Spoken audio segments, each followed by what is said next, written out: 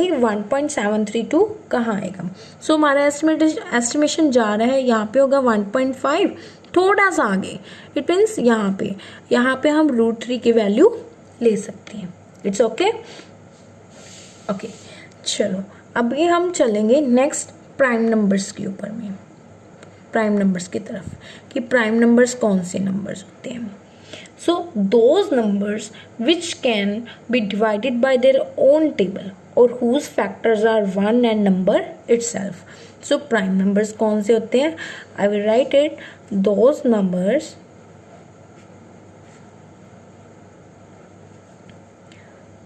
which can be divided by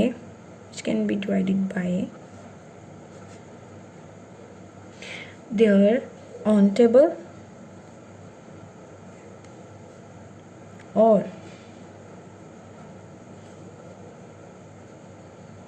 whose factors are 1 and number itself। मतलब जिनके factors कौन कौन से हैं, या तो एक 1 है या नंबर खुद है। ओके, सो अभी हम इसकी एग्जांपल क्या ले सकते हैं? 5, 7, 11, 13, 17, 19। सो आप ये ले सकते हैं। अब इसमें देखिए, जैसे 5 है, 5 को हम क्या लिख सकते हैं? 1 मल्टीप्लाई बाय 5। तो इसमें से फैक्टर कौन कौन से आए? एक का है 1 और 5 इटसेल्फ। ओके, सो ये हमारे पास हुए prime numbers. Let us move towards the composite numbers. अभी हम कंपोजिट नंबर्स के बारे में डिस्कस करेंगे।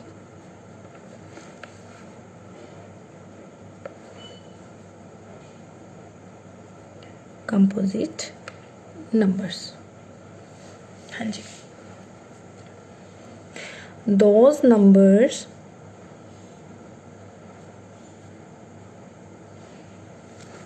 which are not prime numbers, कि जो नंबर्स प्राइम नंबर्स नहीं है वो हमारे पास क्या है? वो हमारे पास कंपोजिट नंबर है। जैसे 4, 6, 8, 10, 12, 14 एंड एक्सेट्रा।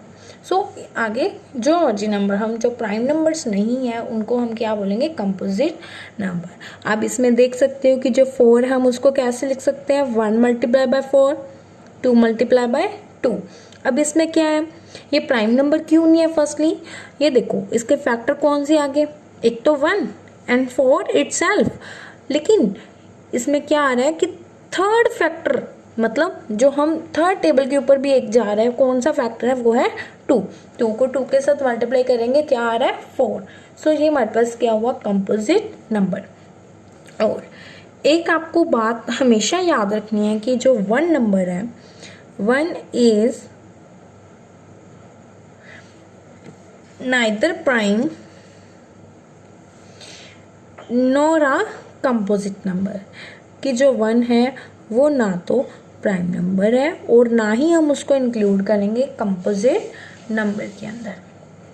ओके, तो अभी हमारे पास ये बेसिक नॉलेज जो सेट से रिलेटेड थी वो हमने कंप्लीट कर लिया है। अभी हम शुरू करेंगे सेट चैप्टर के बारे में। अच्छा, तो बच्चों इसमें क्या है? सेट टॉपिक क्या है, मतलब सेट नेम क्या है, नेम से मतलब क्या है? हम इसके सबसे पहले डेफिनेशन के बारे में बात करेंगे। सेट होता क्या है? A set is a well-defined collection of objects। मतलब कि जो सेट है वो एक वेल डिफाइंड कलेक्शन होती है। किसकी? ऑब्जेक्ट्स की। अच्छा, इसमें वेल डिफाइंड का मतलब क्या है? वेल डिफाइंड का मतलब है जिसे हम चेंज नहीं कर सकते, मीन्स कांट बी चेंज, जिसे हम चेंज नहीं कर सकते या कुछ चेंज नहीं हो सकता। सो इसकी एग्जांपल क्या है?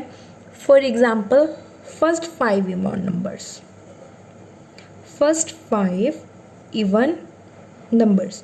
अगर हम बात करें पहले 5 इवन नंबर्स की, अच्छा अगर मैं बोलूं तो पहले 5 नंबर कौन से आएंगे इवन नंबर्स? 2, 4, 6, 8 एंड 10। तो यही नंबर्स आएंगे। अगर आप किसी और टीचर से जाके पूछोगे कि हाँ जी ma'am tell us about the 5 even numbers, first 5 even numbers, तो उस टीचर का भी आंसर क्या होगा 2, 4, 6, 8 एंड 10। अगर आप किसी और बच्चे के साथ डिस्कशन करोगे तो वो बच्चे का भी आंसर क्या होगा 2, 4, 6, 8 एंड 10। तो हमेशा फर्स्ट 5 इवन नंबर्स हैं वो कभी भी चेंज नहीं होंगे। तो कभी भी इसका आंसर वेरिएबल की फॉर्म में नहीं आएगा, मतलब ये नहीं है कि ये बार बार चेंज होएगा। तो ये क्या है, can't be change. So set, तो हम इसे क्या बोल सकते हैं, first 5 even numbers is a set. So second हम बात करेंगे, अगर हम बात करें फर्स्ट 4 नेचुरल नंबर्स,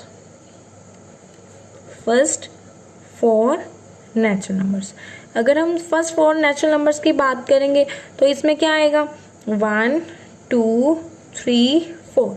तो ये भी फिक्स है, मतलब हर एक पर्सन का आंसर जिसको मैथ्स की प्रॉपर नॉलेज है, जो बच्चा सही आंसर देगा या टीचर सही आंसर देगा 4 नेचुरल नंबर्स का, वो क्या होगा 1, 2, 3 एंड 4। मतलब ये भी कभी भी चेंज नहीं हो सकता। तो ये भी हमारे पास क्या हुआ, ये हुआ वेल डिफाइंड, मतलब ये क्या बना, सेट बना। अगर हम थर्ड की बात करें, जैसे वॉल्स, हाँ अगर हम इंग्लिश के वॉल्स की बात करें तो हर एक पर्सन का आंसर क्या होगा A, E, I, O and U। तो ये भी अभी फिक्स है, मतलब 5 ही नंबर वॉल्स हैं हमारे पास, तो इससे कोई डिफरेंट आंसर कभी भी नहीं आएगा। So this is also called well defined. तो हम इसे क्या बोलेंगे, हम इसे बोल सकते हैं सेट। नेक्स्ट हम बात करेंगे, ये तो हो गया सारे वेल डिफाइंड के एग्जाम्पल, मतलब सेट की एग्जाम्पल। नेक्स्ट हम बात करते हैं नॉट वेल डिफाइंड के बारे में। नॉट वेल डिफाइंड मतलब कि जो वेल डिफाइंड नहीं है, मतलब जो चेंज हो सकते हैं। फॉर एग्जाम्पल अगर हम बोलें most difficult example, most difficult example in set.